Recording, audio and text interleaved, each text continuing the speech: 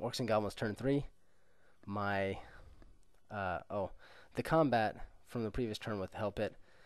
My Black Orcs just hold on. Or no, wait, we actually fought it on much. So anyway, my board boys charge in with that flaming banner to kill the Help It Abomination. That double ones. Oh, those two dice right there. That is the rule for my magic phase. So I thought that was epic. And the Wolf Riders managed to finish off the Warp Lightning Cannon and turn like that.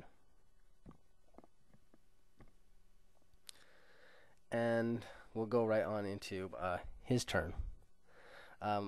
Except for at the end of my turn, what happened is my goblins, I don't know if there's a picture that shows it, but my goblins failed their animosity and then ended up rolling a 6. Which normally you think is a good thing, except for then they had to go directly towards the Screaming Bell unit. And what that ended up meaning was that they were now out of position and couldn't charge around my Arachnarok. So I had to use my movement on the third turn to move them to a position where they could then see and try and get them, to where they can charge into that unit with the Screaming Bell. Well, going on Skaven turn 4, what we'll see here is this picture. My Arachnarok somehow managed to lose combat, which wasn't too terribly likely, but on average, I figured it out, as I was pretty much killing rats, and which I never rolled very well by the numbers. I mean, I'm hitting on 3s, wounding on 2s with 7 attacks because I was using my Envenom Sting on the bell, which I almost got one of those through, but. With 7 attacks, weapon skill 4, strength 5, so I'm hitting on 3s, wounding on 2s. You should right there. I should be getting enough kills to get to match his static combat res, which means it's up to Thunderstomp and those 8 Goblin crew to get the additional res needed to stay in combat. I think what ended up here is I lost because I think I killed 3 clan rats with my spider and all those goblin attacks. Anyway, what happens is then I end up being stubborn leadership 6. Of course, my spider runs. It not only gets caught and run down by those rats, it has swift stride, so again, just terrible luck. And then my goblins panic. My goblins run away. And yeah, that's that. Again, like I said, animosity got me on this one because if I had to have been able to move those guys in, or if I had just rolled decent and won combat, on my next turn, my Night Goblins would have moved in and ensured that I had the combat res and that kind of thing, and I could have focused on that bell, and it just, anyway, pure disaster right there. So that's how that worked out. Right here, I fail to kill the Help Hit by 1 wound. But those flaming attacks took away its regen, which was nice, so it's sitting on 1 wound left. I did 5. He directed most of his attacks to kill the boar boys in the hopes of getting rid of that flaming banner. But I did get a little bit of luck here in that they held and did not run away. Of course, they actually were within range of the BSB, so they had a reroll, which was nice.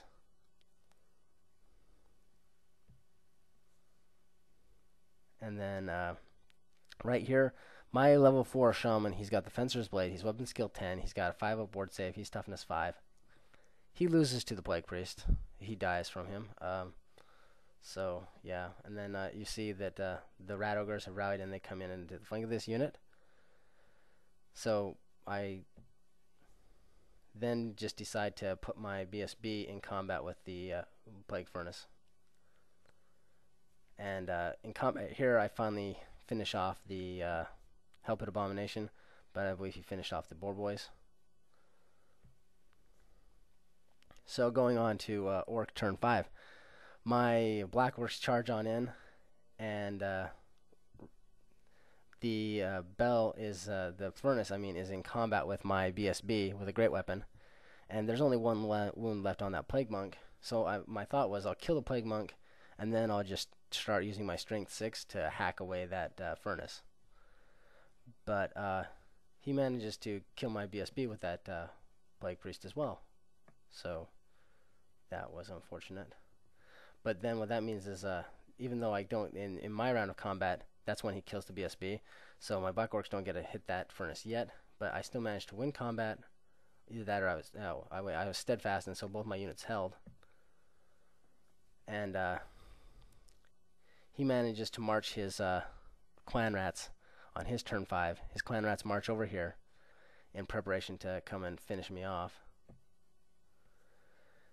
And next you'll see those rat ogres and the furnace managed to do enough kills to finally finish off my biggins. And they go this way. However, and then I think I did a number of wounds against that furnace, but not quite enough to kill it. Or no, I did. I did in one round, like I thought. My Black Orcs just killed the bell in one round. And then, but this is actually the next round, because I think that's when he finally killed my BSB. So I finally got to attack the bell, I kill it, and then this is the result, is I killed off the rat ogres as well. Or they run away again. I think, no, I didn't know if it was the rat ogres run away again. And there's just this one guy left who manages to... How did he stay? I don't know what he needed. It was not... I think he lost combat by not too much, but he rolled really well, and the Plague Priest did not run away. So now it's just him holding up my entire Black Orc unit. And I think what I should have done here is reformed my Black Orcs to be deep. And there's my Night Goblins. They just kept fleeing. I never got to release my Fanatics. And then he made the charge here. I don't think he had to go too far, but he definitely had to roll above average to get these guys actually in with the Black Orcs. So, but he did. I think he needed an 8 to get in there, and he got it. So he got in there, and there's nowhere for them to run, and they're obviously not going to be steadfast. And what happens is I think I lost. Oh, mainly I lost due to just the combat res, because I only got to attack and kill 1 or 2 clan rats, and then I killed the Plague Priest, but that's only like 3. And then he's got a charge and then static combat of 3 plus the flank. So he's starting out at 5. And so my Black Orcs then fail their... what did they need? Like a 6, 5 or 6, or maybe less. It wasn't good. And except for, again, like I said, if I had reformed, then I would have had more models. It wouldn't have given me steadfast, but what I realized is I would have had more models to get attacks against those clan rats, and I could have evened up the combat res and not run away. But as it is, there it is. They squish the Black Orcs against the wall and crush them to death, as it's a canyon. But yeah, really, this game absolutely frustrating personally, because from my deployment, I think I did. I mean, feel free to point out something that I could have done better with my deployment. But honestly, I had the matchups I wanted, and I moved the units forward pretty much like I wanted. Minus that I should have checked the plague monks having line of sight, because I just pushed it forward, set it up, and it looked like they were not in line of sight. But I should have double checked that, and so that was a mistake. And then accepting the challenge with the Plague Priest, also probably a mistake. So those 2 mistakes meant that my army got tabled, and I think that's just, I don't think those mistakes, they're relatively small mistakes, and so really I don't think that should have led to my army getting tabled. It's just this list is just really, really powerful, and as far as lists go, it's not too difficult to use. Anyway, I will. So just some brief endgame comments right here. This list, like I said, it's actually just really, really just tough to beat, because you've got so many things that are hard to kill, and so much that, like, honestly, with his units, it doesn't matter how he uses them, because nothing in the army breaks. I mean, minus those storm vermin. And but I mean, he's put his BSB with the storm vermin, so even they've got a reroll at no matter what, and it's pretty much just those 3 units and plus the rat ogres, and there's just not, and you can't, and really, it's really a nightmare scenario for a low leadership army like the Orcs, because he's got pretty much his army does not break, or when it's testing for break tests, it's on leadership 10. So he's got an unbreakable army versus an orc army which has one of the lowest leaderships in the game. And really, as an orc player, you're relying for the most part on uh, winning combat and crushing your opponent that way, and being able to break him and shatter him. And that's really hard to do. And like I've always said and give advice when fighting Skaven, one of the key ways of beating Skaven is to flank them, because you take away that strength and numbers bonus and reduce their leadership to crappy. But again, that's probably the problem with this scenario. The second we rolled up this scenario, I mean, going in against this list, because I know my army and I know the Skaven really well, I knew that it was just going to be a tough game to win. But with this scenario, then it's kind of like, oh, here, I'll give you the game, and we'll roll a new scenario, because Skaven in this type of a situation are just, oh, yeah. It's really the ideal mission for Skaven. All you have to do as a Skaven general battle for the pass, span the length of the board, and you're usually got enough models, and so that you can just be steadfast for forever, and you can just sit there and grind on your opponent until they lose. So, and that's exactly what happened here. As you saw, turn 6. I mean, I was winning combat every single. I won almost every single combat, yet somehow I lost the game. So that's just my thoughts. This list, yeah, is. So if you run across it, I don't know, advice. All I've got to say is, one, I mean, I think it was a bit of a misstep for that failed animosity by the goblins, and night goblins ended up hurting me a little bit, because if they could have gotten in a little bit sooner, like a turn earlier, then that would have been great, but the river slowed them down, so they couldn't attempt to charge in on the turn I wanted them to. And again, possibly it might have been my over-eagerness, and maybe a better strategy for me would have been to hold back, and maybe I should have used Hand of Gork to push those night goblins forward. But again, I didn't want the night goblins fighting that Bell and the clan rats without the support of the Ragnarok. So, but again, not too bad of showing personally, because I've actually never used a monster really before. That's my first experience using a true monster anyway. I've used like monstrous mounts on occasion, but yeah.